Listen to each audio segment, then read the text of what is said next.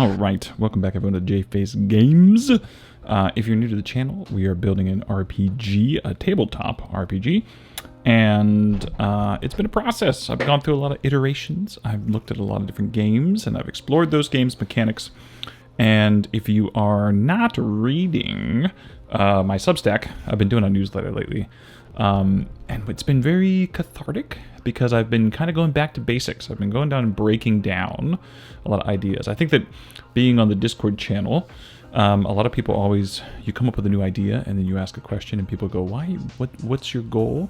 And you always go, damn it, I didn't have a goal. I was just excited about an idea. And sometimes that snowballs, right? So I've been going back to basics, and let's talk about those basics. So I think when it comes to those basics, it's been very much sort of like, regardless of the resolution mechanic, which thus far it's been the pressure mechanic, the pressure system, that opposed dice roll, which I still love. Regardless of the pressure, regardless of what the dice are used in that resolution mechanic, what is the objective of the resolution mechanic? And so for me, that objective, when I think about it and I start, watching other YouTubers and you start to look into all these different games you're playing and you kind of look at what's the math behind the games. When it comes down to it, there's the idea of an expert, skilled, and then untrained. And usually in games, what these equate to is 65 to 75% chance of success. This one is like, I think it's like 45 to 60% chance of success. And then this one is somewhere around like 35 to 40, right? Or lower, something along those lines, right? So regardless of what resolution mechanic I have, this could be, if I want to have sort of a modern game, this should be where I'm kind of ending up, right? On top of that, when you think about modifications, this is, okay, how did people modify their dice rolls? What does that mean, etc.? Well, when you have advantage, disadvantage, that ends up being, so advantage, disadvantage ends up being roughly a plus 15 or minus 15, plus 15% or minus 15%. And then otherwise, everything else is just sort of like, if we're talking D20 systems, 5% shifts, right?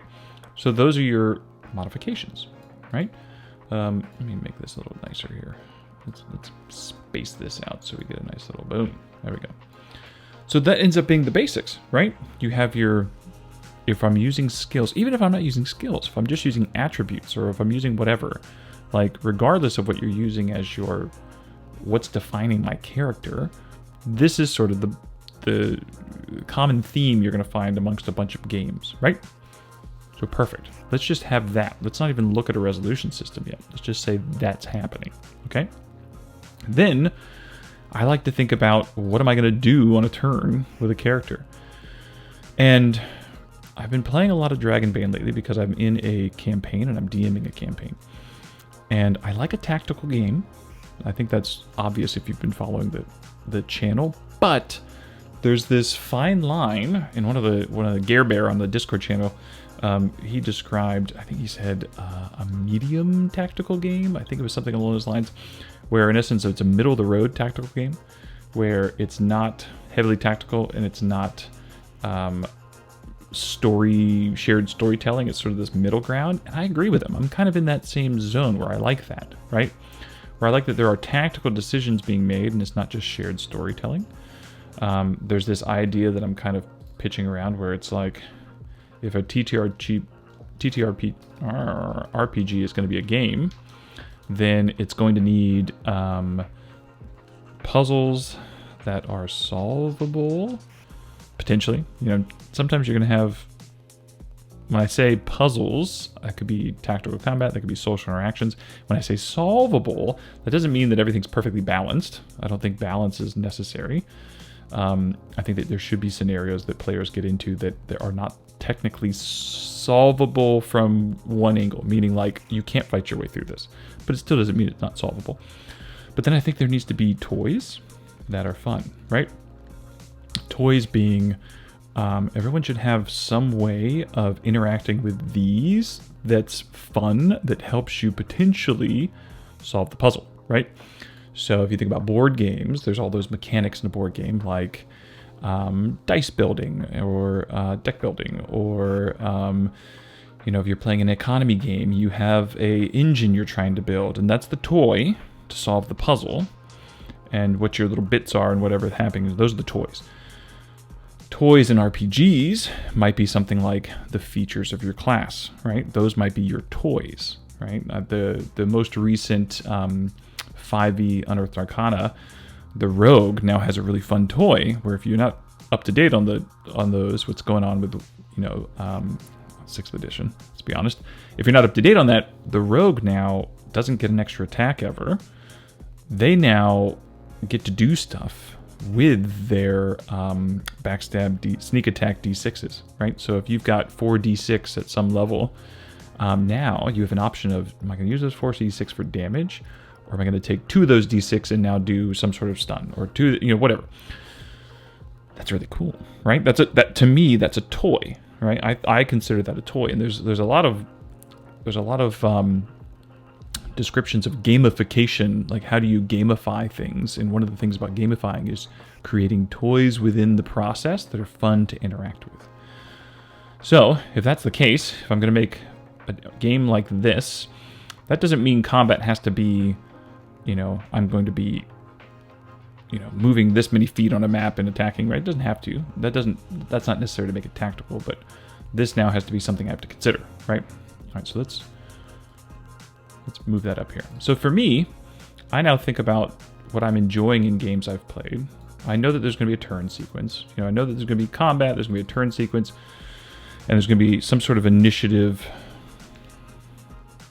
whether it's side-based or randomized, right? Because I've really enjoyed the card-based initiative in Dragonbane so far. So it's either going to be side-based or randomized, something like that. One of those two. And then when it is your turn, I really like the idea of this being super fast, where it's like you have one action and one move. But what I don't like about it is that it doesn't feel tactical in that sense. So I like the idea of a one tactical action. And this is pretty much the idea of Vagabond's quick action, right? The only difference that I would say is that in feel and vibe, in feel and vibe, they're the same thing, right? Where it's the idea that you've got this extra little action that you can do, and you can do it whenever the hell you want. You can do it on your turn, in addition to what you're doing. You can do it on your buddy's turn. You can do it on an enemy's turn. You get one, you're going to do it, right? So it's a better idea than, I think, the bonus action, which is kind of restricted. But I don't know if I'm going to have specific variables assigned to that, right? So I don't know if I want there to be an action equals these 7 things, and a quick action equals these 4 things. I don't know if I want that yet, right? It might be much more open-ended than that. It might be that the toys of the different classes dictate sort of what options you kind of have, right? What do we mean by that? Well, if we have, let's say we have the warrior, we're just playing around here, right? We're just spitballing here, and I'll make sure I move this over here so that this can be seen, and we're just playing around. Let's say we have the warrior, and we have the rogue, and we have the talent, and we have the zealot, right? Currently as the classes that the main classes that I like. And let's go ahead and now say that maybe a warrior is someone who we like to have lots of attacks. We like to have they're in the combat and they're doing stuff. So maybe, without going into the subsets, where the subsets of subclasses of a warrior are in essence your tactician, fury, and seeker, they might do all this stuff with a quick action, but maybe just the warrior itself, they can attack with quick action, right? Ooh, that looks terrible. Meaning that not everyone can, right? And we're already defining this precedence where it's like, just because you have a quick action doesn't mean you get 2 attacks on a turn, right? But the warrior gets an extra attack that they're going to be able to do at some point in time during their turn, and they can do it Not during their turn, but they can do it on someone else's turn, right? They can now get that extra ability, right? Maybe.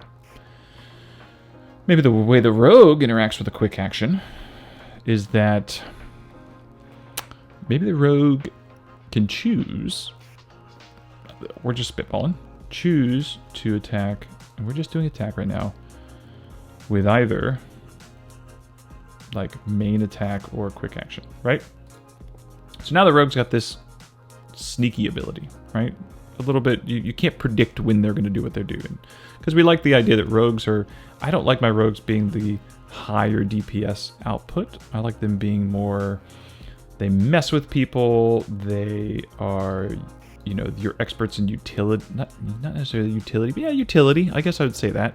Like they're experts in that sort of sense, right? And so maybe this means that they can use their main action, which maybe there's more to it in that main action. You've got the move, you've got this.